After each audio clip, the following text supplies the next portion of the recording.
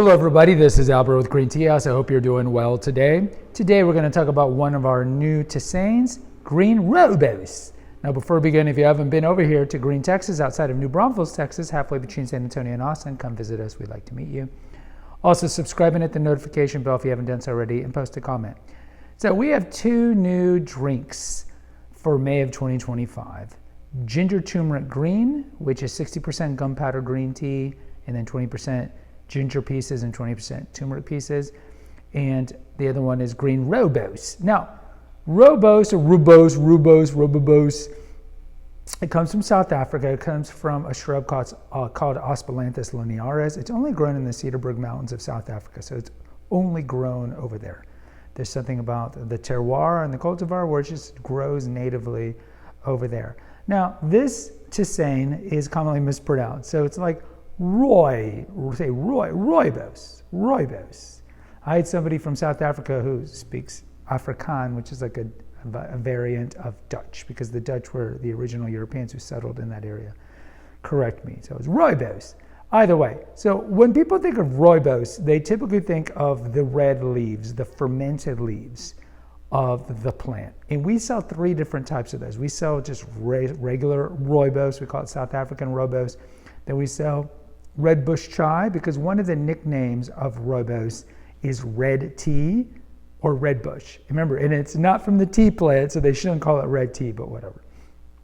And so Red Bush Chai is fermented, or red Rooibos, with cinnamon, cardamom, and cloves to kind of mimic the taste of the classic Indian chai black tea. And the third one we have is probably our most popular Rooibos one, is Berry Rose Bouquet. That's a blend that has Rooibos, the red Rooibos, with lavender, rose petals, blueberries, and rose hips. It's naturally very sweet. I wanted to do Green Rooibos because Green Rooibos is amazing. So what's the difference between Green Rooibos and Red Rooibos? Well, I guess the greatest way to look at it is what the kind of the difference between green tea and black tea in Camellia sinensis. So with red fermented Rooibos, what they do is they pluck the leaves and they eventually roast them. They ferment them, and that's one of the reasons they're red. But with Green Rooibos, what they do is they just pluck it and dry it. They do not ferment it, and that's why it maintains that kind of green look to it. So what's the flavor difference? I think regular Rooibos or fermented Rooibos is known to kind of have a great kind of vanilla undertone. This is why you see a lot of dessert teas come from Rooibos. We use Rooibos in one of our cookies, a Roobadoodle.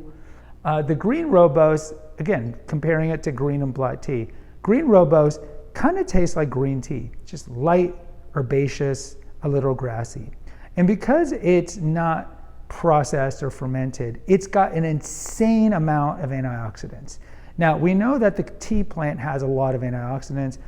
In particular, that family of antioxidants that you would find in Camellia sinensis would be catechins.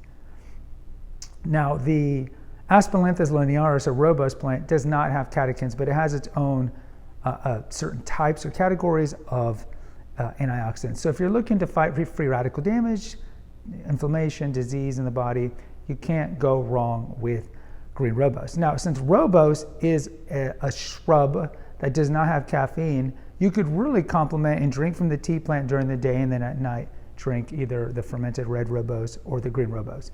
The Green Rooibos, again, same plant, it's just not processed, has more antioxidants than the red Rooibos, but both of them are very healthy. Also, Rooibos is known to lower cholesterol and lower blood pressure, or has historically been used. I'm not a doctor, I can't give medical advice. Historically been used to do those two things. How should you brew it? 200 degrees is the best. I would do about 5 minutes, reuse the leaves a couple of times. So in short, what is Green Rooibos? Unoxidized, more pristine version of the classic Rooibos, and it tastes like green tea, just kind of light and grassy, and it's amazingly healthy for your health, in particular if you have high blood pressure, high cholesterol, or if you just want to fight day in, day out inflammation. Guys, post in the comments. Let me know if you've had Green Rooibos. I'd love to hear from you. Until next time, take care and God bless.